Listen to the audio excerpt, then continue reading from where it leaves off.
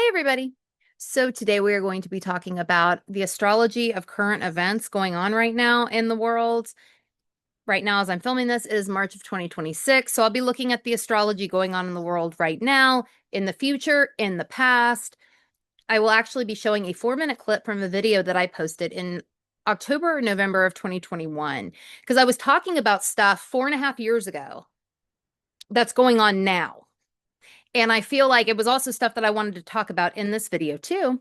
So I'm going to show that 4-minute clip here in just a little bit. I'll have everything timestamped though, so you'll be able to go to where you want to go in the video if you want to go somewhere specific. But current events right now, the world's fucking crazy. The world has gone off its fucking rocker. Absolutely gone off its rocker. Not surprising to me, but it has gone off its rocker. So, I know that there are a lot of people that feel like their nerves are very, very raw. They can't, they, if you're like tapped out, if you are like tapped out, I don't want to hear any more about current events. I don't want to mix my astrology right now with current events. This is your chance to turn this video off and come back next time. Just kind of a trigger warning. I just wanted to mention that. So if you feel like you need to do something else or not watch this one, you totally can. It's not going to hurt my feelings. I will understand. But as many people as I know are pretty tapped out with what's going on in the world right now, they've like tapped out in terms of like just information overload, if you will. There are also people that like to be able to look at what's going on in the world from different vantage points. And astrology is one of those vantage points that you can look at things going on in the world and be like, okay, so that's why this is happening, or that might be why this is happening, or one of the reasons that this is happening, or what have you. So I know that this video will actually be interesting and helpful to people as well. Now, in this video, I will be looking at this from a US lens. I'm in the United States, but also the US is a major player in what's going on in the world. I mean, but let's get real. When is the US not involved in something? In that video, the Transit Uranus and Gemini one that I did in 2021, somebody made the comment, when is the US not at war? Good fucking questions. We're always involved in something, it seems like. So, but in the context of this, in the context of the what's going on in the world right now, it does make sense to look at the US's chart from this angle, since the US is such a major player in what is going on, and fortunately, such a major player. Okay, so oh, one other thing. There'll be some edits in this video because I'll be pulling a few different charts. And rather than having you watch me pull each chart and have it pulled up, blah, blah, blah, I'm going to probably edit. So if you see some strange edits where it like cuts to another chart real quick, I'm still learning how to edit. That's why. So bear with me as I'm learning. Also, one last thing, if you would like for me to read for you, I would love to read for you if you want me to. There is a link that'll be up here somewhere, also in the description box, where you can get a reading from me if you would like one. And I would love to read for you if you want me to. Okay. Okay, so Uranus in Gemini. So the video that I did in 2021, in the fall of 2021, was about transit Uranus in Gemini, but it kind of deviated off into other things as well, talking about other things having to do with this. I started talking about solar arcs with the US's chart and a bunch of other things. But transit Uranus in Gemini, it does seem to cause a lot of things throughout the world. But it also, the US's chart, Uranus is in Gemini. So we have the US has its Uranus return pretty soon. Uranus is currently in Taurus. It moved into Gemini for the first time in the summer of 2025, retrograded back into Taurus, and it will move back into Gemini for good for several years, on April 26th of 2026. It'll stay in Gemini until August 3rd of 2032, when it will make its first pass into Cancer. Now, the US's Uranus return, right? The exactitudes of the US's Uranus return take place on July 26th of 2027, November 5th of 2027, and May 11th of 2028. So, the world at large does seem to be impacted by this. The last time Uranus was in Gemini, World War II was going on. The whole world was involved in that, or most of the world was involved in that. The time before that, this was in the 1860s when the Civil War was going on. Obviously, that was more of a US thing, right? But so transit Uranus in Gemini definitely seems to be a big thing for the US. It absolutely does. Now, another thing that seems to be a lead up, let me share the screen. Now, another thing that seems to be a trigger for the US, and I didn't mention this in the other video, but the secondary progressed moon conjunct natal Chiron. Now I've got some dates for this. On April 26th, and that's what I have this set to, because April 26th of 2026 is when transit Uranus moves into Gemini for good for, what is it, 6 years. On April 26th of 2026, the secondary progressed moon in the US's chart is conjunct natal Chiron within a degree, which makes me think of pain and wounding for the country, especially at home or on the homeland, the country itself, because we have Chiron. The US has Chiron in its natal chart in the 4th house of home and country. There is healing to be found here too, but I'm not sure if we all get there. There is, though, Chiron, there's pain and wounding, right? It's the wounded healer. But there's also healing too. But it depends on what we do with it. As to, it just depends on what we do with it. But I did notice something about this because, okay, so we've got the secondary progressed moon conjunct Chiron going on right now too, but on April 26th of 2026.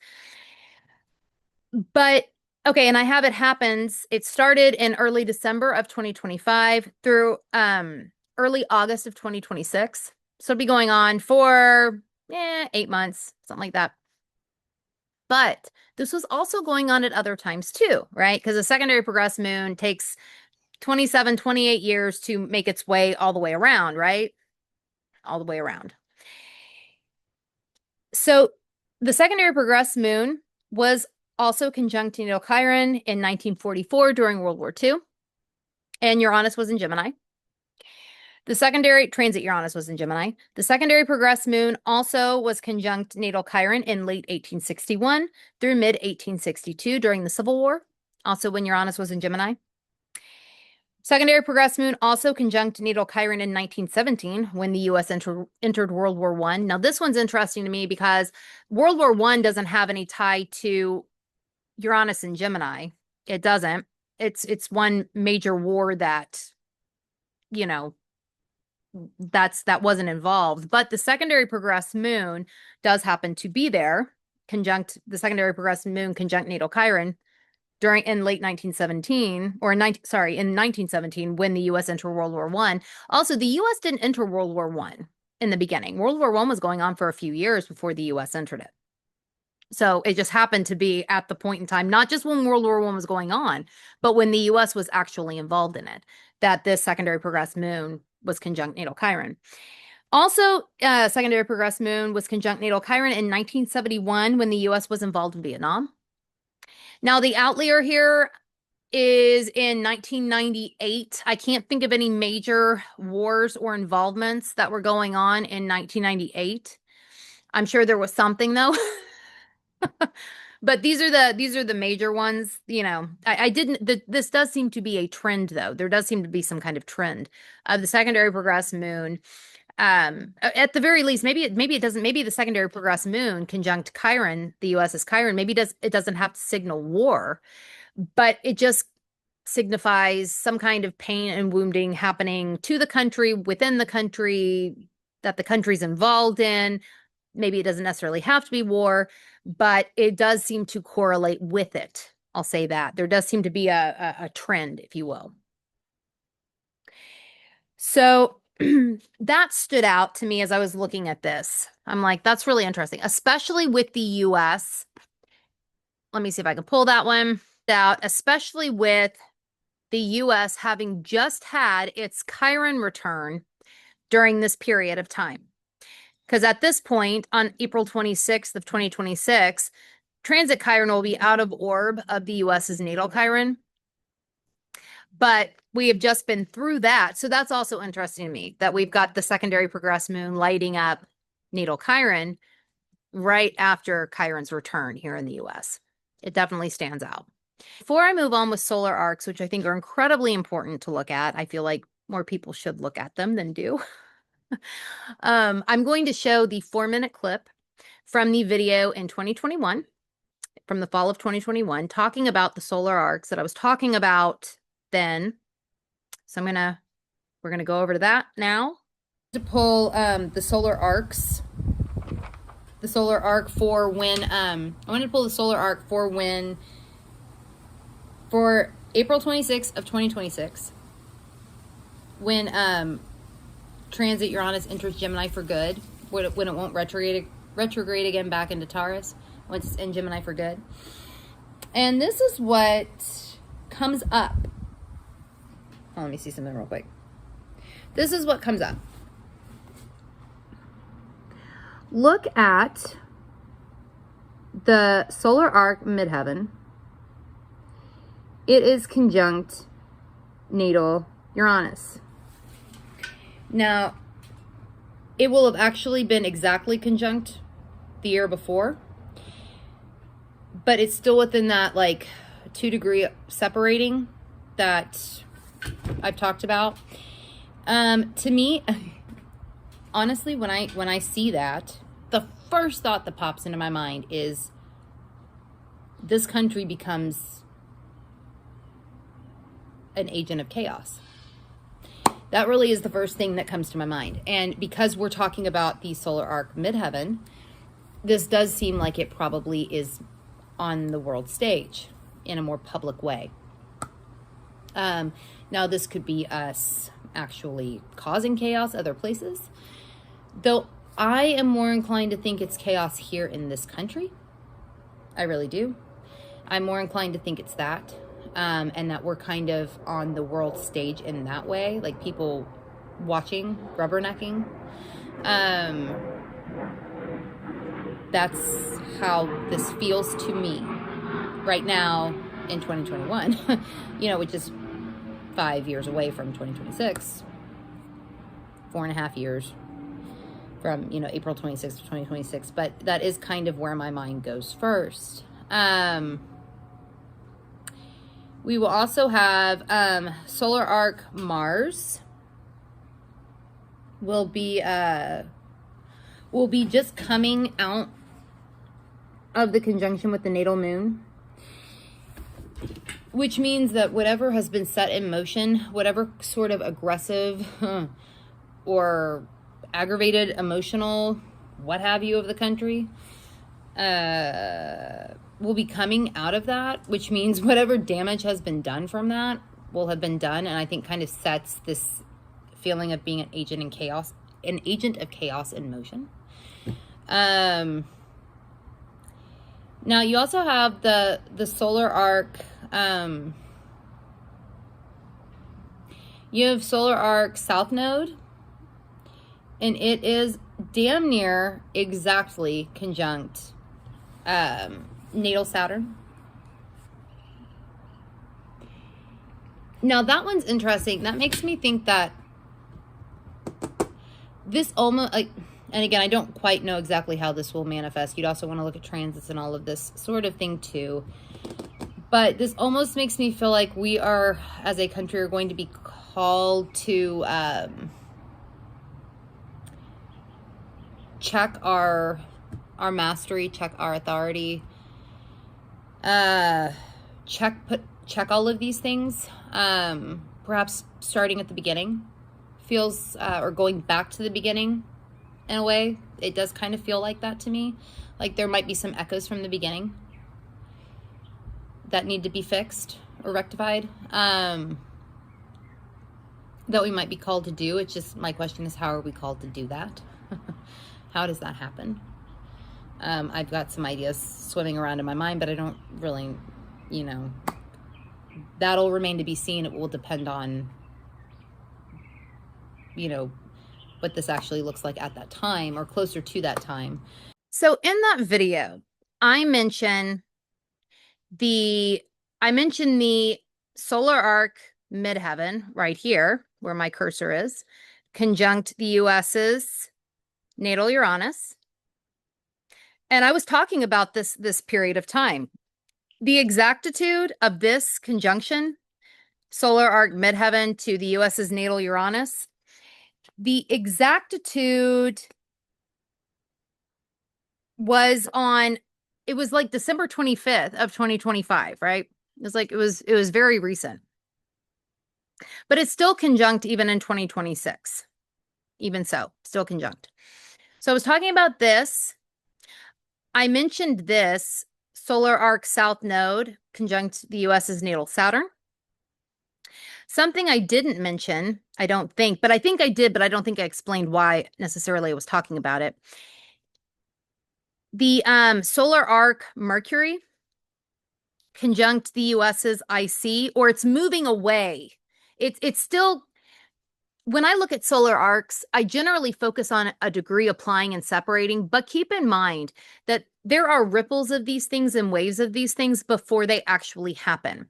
So we are still, even though this is already separated from a degree applying and separating, it's still within 2 degrees. So we're still feeling the effects of this one, of this solar arc Mercury conjunct the US's natal IC. And solar arc Mercury is the ruler of the solar arc midheaven in Gemini.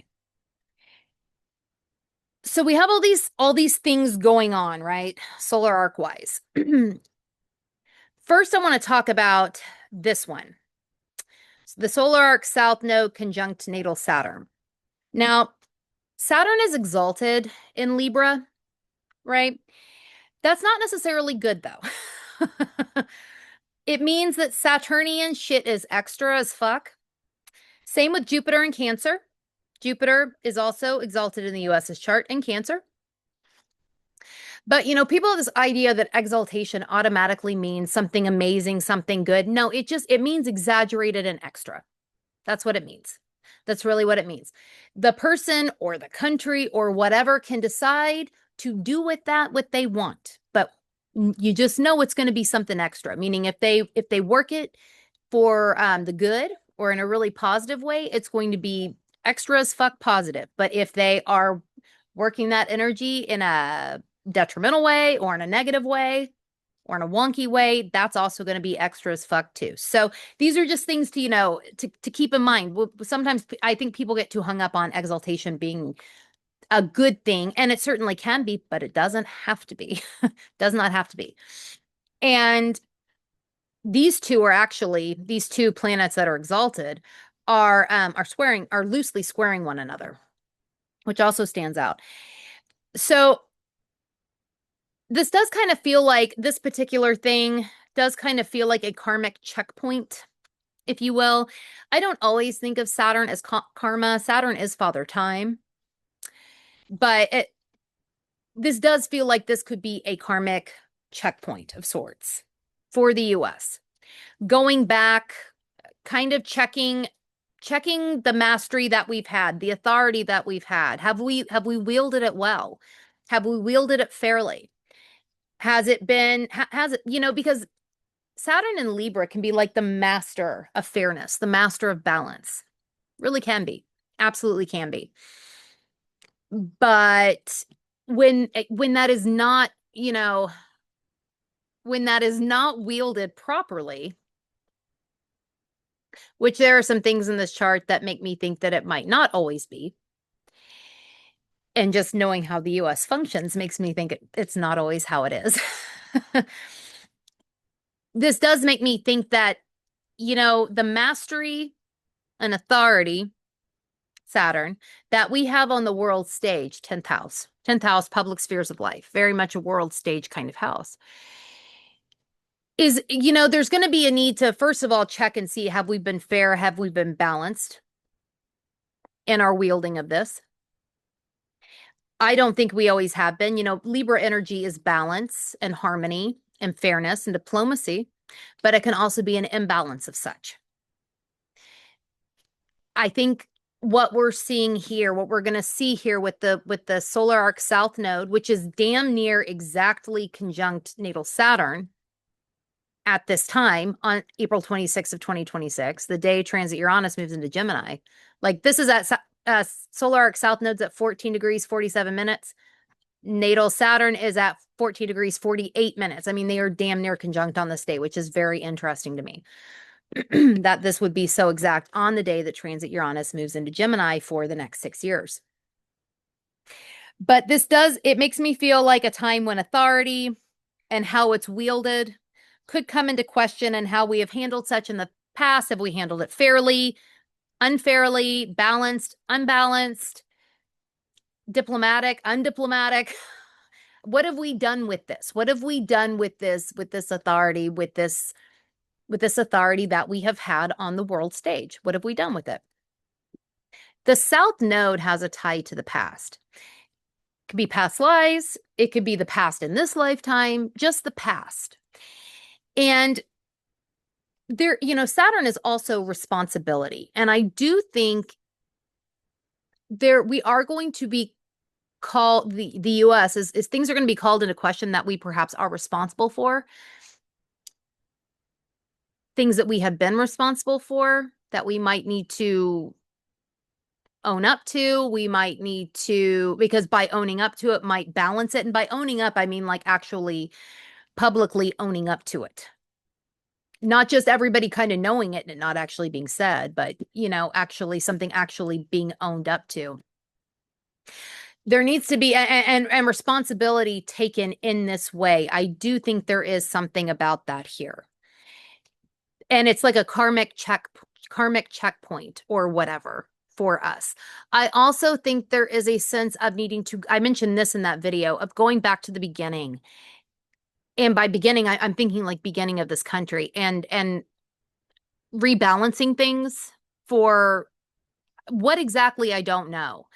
But it does feel like going back, rebalancing things, making things fair, things that were not fair, were not balanced, were not harmonious, making those things harmonious, fair, balanced now. That, and kind of having a responsibility towards this. Now, that doesn't mean that we do it, but I do think that we should. Now, the other thing, you know, in that video, I talk about the US being an agent of chaos, turning into an agent of chaos. In that video from 2021, I make that comment. That still stands. And that absolutely feels on the fucking nose with what we're doing. In the video, I said that I felt like it would be more at home. I don't know why I felt like I needed to pick one. I mean, we've certainly been an agent of chaos here at home in the homeland. This has, though, gone out other places too. At this point, it has. But just an agent of chaos in general. The homeland thing that I think I harped more on the homeland in that video because of solar arc Mercury still within its 2-degree orb with the US's IC. But really, the agent of chaos thing that the US has become, and I think will continue to be, quite honestly, for a little bit, it would have started, I feel like it would have started at home, because this conjunction with solar arc Mercury to the US's natal IC, that would have started first before solar arc midheaven conjuncted natal Uranus. This one down here would have started first. So first it starts at the homeland, right? Because the IC is like the IC in the fourth house, core of one's being, fourth house, homeland, home, things like that. So, but definitely an agent of chaos here, an agent of chaos abroad. And I don't really think that that's going to be stopping anytime soon. Not really. Because I feel like the things that we've set in motion, we've set them in motion. I mentioned that in the video too. The solar arc moon conjunct, or sorry, the solar arc Mars conjunct the US's natal moon. That is already over, but that was going on a few years ago. That was going on. Solar arc, solar arc Saturn.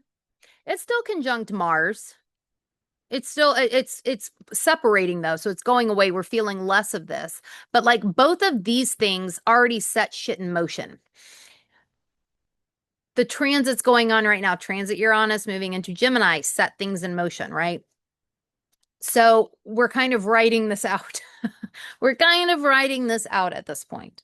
And it's not just transit Uranus, not just transit Uranus and Gemini, but also, Pluto being in Aquarius and Neptune moving into Aries, which also correlates with things like war. Civil war was going on when transit Neptune was in Aries. Oh, and if you are interested in the star cards, I will put the link in the description box where you can check them out further if you would like to. They are a fantastic learning tool. So these things have already been put into motion. They've already been put into motion. Now, I will have people asking me, how long does this shit last? How long is everything crazy? How long does this go on for? People will ask these kinds of questions. Now, I noticed that in 2031, I just have it set for September 5th of 2031. The transit north node, or sorry, not transit, the solar arc, the solar arc north node is conjunct the US's Chiron. It feels a little like we're either destined for pain and wounding or moving this way, or we are, quote, destined for healing during this period of time. Now, again, I would extend it out to, you could start extending it out to 2029, September of 2029, if you wanted to use 2 degrees, which we'll start feeling the ripples of this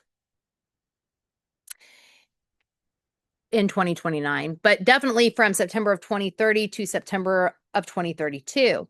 Now, what's interesting about that is this also lines up, 2032 anyway, lines up for when transit Uranus will move into Cancer for the first time. So it does seem to me like things will remain. I mean, I don't know that we'll necessarily be in military in the US or the rest of the world. I don't necessarily think we'll necessarily be in military involvements or at war or whatever this entire time. That's not what I'm saying. But I do think energetically, for the US anyway, this period of time that transit Uranus is in Gemini, the end of the 2020s into the very early 2030s, I think they are a little uncertain, they're a little unstable, things like that. They're not as they just are. They're just more that way. But I do think that the solar arc north node conjunct the US's natal Chiron, I do think that this particular period of time does give us the ability to move towards healing. Now, what does that look like? I don't know. That's still very far out. Who knows? Maybe I'll do a video in 2031 talking about this, and I can use a clip from this video. Sometimes with healing, there's pain involved, right? Sometimes you got to do some painful shit before you can heal. And I kind of see that as being something that goes on here. Like I could see it. But I think that things calm down in the world once transit Uranus starts moving towards Cancer, moves away from Gemini, or starts moving out of Gemini, especially here in the US. I think that is probably the case. Now, I want to talk about just a couple other things about this. Okay. So right now, as I'm filming this in March of 2026, transit Uranus is still in Taurus. Something I think could help people right now while transit Uranus is still in Taurus, and this will be going on again. Transit Uranus moves into Gemini on April 26th of 2026. So we have about a month and a half before that happens as I'm filming this. Something y'all can do, one of the best things, well, and I feel like it very much fits for Taurus, right? Taurus energy is a survivalist. It's prepared. It wants to thrive, but it can certainly just survive too. It does its best when it's thriving, though, obviously, and when it's comfortable. But Uranus isn't comfortable. There's nothing comfortable about the planet Uranus. It's all over the place. It's shocking change. It's chaos. Like, there's nothing comfortable about Uranus. But Taurus energy does strive to survive. It is a survivalist. It's very wants to be very prepared. If there are ways that you all could try to make yourself feel more comfortable or more prepared for things, I think that that's a great way to use this next month and a half. That could look a lot of different ways for people, for different people. Does that mean, stocking up on like rice and beans and water? Maybe. Does that mean, you know, making sure if you have a generator, making sure it works or whatever, maybe. And I'm not trying to be fear-mongery here when I say that, but I do think there is something about being prepared in general that can help people feel a little bit more secure as the world is as insane as it is right now. Whatever that looks like for you. Whatever that looks like for you. I also feel like Uranus and Gemini, and I've talked about this before, transit Uranus and Gemini, scattered information, chaotic information. To me, what we are seeing, like obviously we're seeing things that aren't information related.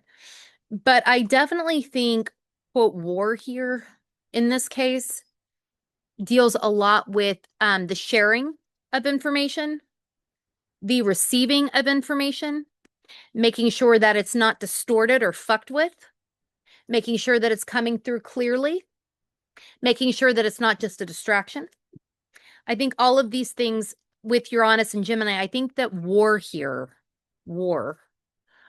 is very much going to tie into this.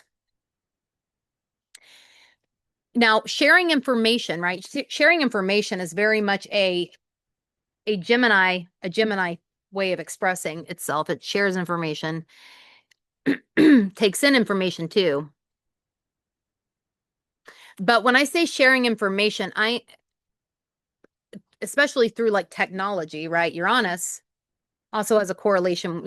Uranus can express itself like through technology. It absolutely can. I think when I say that, I quite literally mean the information that we are given and also the way that information is shared. This could be quite literally through technological channels.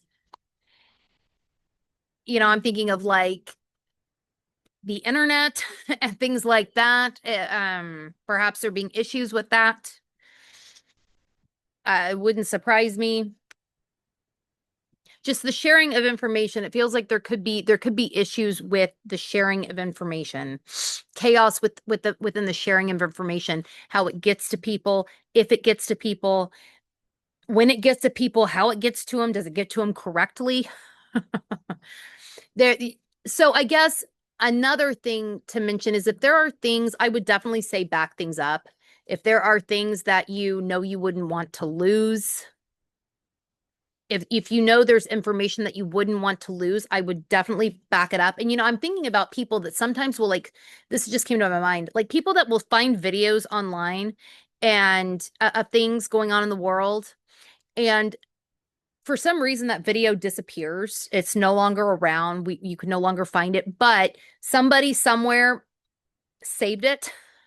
If there's any information that you feel like needs to be saved because you feel like it might go away for some reason or might be harder to find at some point, save it. Save it. I think that would be a very good thing to do. That's another kind of like being prepared thing, if you will. All of that. But I wouldn't, this does to me this feels a lot like information warfare, technological warfare. There are a lot of ways you can go with that. Again, I don't want to be fear-mongery, so I'm not gonna. You all can use your imaginations or your own knowledge of what this could mean. But I do think being as prepared as possible, whatever that looks like for you, whatever that feels like for you, being as prepared as possible, what would make you feel most comfortable to have in your quote arsenal. Doesn't necessarily have to be a real arsenal, but you know what I mean. Whatever you have in your toolbox, whatever makes you feel comfortable to have, you should have. I think spending this next month and a half until transit Uranus moves into Gemini, while it's still in Taurus, that's a great way to work with Uranus in Taurus. I think it is. I think it is. Anyway, I'm going to head off. I will say this though. I think things do eventually get better. I think they do. Worldwide. In the US, because I was looking at the US's chart, but worldwide too. I think the US needs, here in the US, I think, the US has Mercury retrograde in its chart. Iran does too, which is interesting. Actually, I was looking at a while back, I was looking at a lot of the charts of countries, and a lot of them actually have Mercury retrograde. Some of them don't, but a lot of them do. But Iran is one that does. For when the revolution happened in 1979, that's a chart that I was looking at. And the US has Mercury retrograde as well. And, Mercury retrograde is interesting. I've talked about it before in different places. It's, Mercury retrograde needs to learn how to trust its intuition, lean into its intuition and trust it. That's a big deal for people born with Mercury retrograde. Same thing in transit. It's, as I'm filming this, Mercury is retrograde. So leaning into intuition and trusting intuition to tune out the noise is important. But Mercury retrograde in a chart can also be quite noisy. It can be quite noisy. And it can also be, because the retrograde motion of the planet turns that planet's energy inward, the retrograde motion turns it inward and personalizes it. Sometimes this isn't everybody that has Mercury retrograde in their chart, just to be clear. This is not everybody. This is not going to apply to everybody. But in the US's case, here, I'll pull it one more time. But in the US's case, we have Mercury retrograde in Cancer. Cancer is a very personal sign, right? It expresses itself feelings, in a very feeling way, emotional way, personal way. Cancer energy is just so personal. But sometimes Mercury retrograde can, because what it wants to do is it's taking in, what it wants to be able to do is take in information that is relevant to it, share information that is relevant to it. That Mercury retrograde sometimes in charts can come off a little self-focused or a little me. Again, that's not everybody that's got Mercury retrograde in their chart. I can think of people that I can think of people that I know Mercury retrograde in their chart, and they don't come off like that. I think the US does have a habit of functioning that way, very much me. And I think sometimes we communicate like that too. Mercury retrograde is communication. And I can't remember where it is in Iran's chart, and I can't remember what sign or whatever it's in, but I do remember that it was retrograde. But, I do wonder here if that's why sometimes the US comes off the way that it does, because I do, as a US citizen, I do feel that we come off very me at times. Or most of the time. But that kind of does fit with the nature of Mercury retrograde and only needing to really communicate things that have to do with them and really take in information that has to do with them. So it's like we've got to learn how to we have to learn how to communicate, I feel like, in a way that's not like what we have here is a failure to communicate.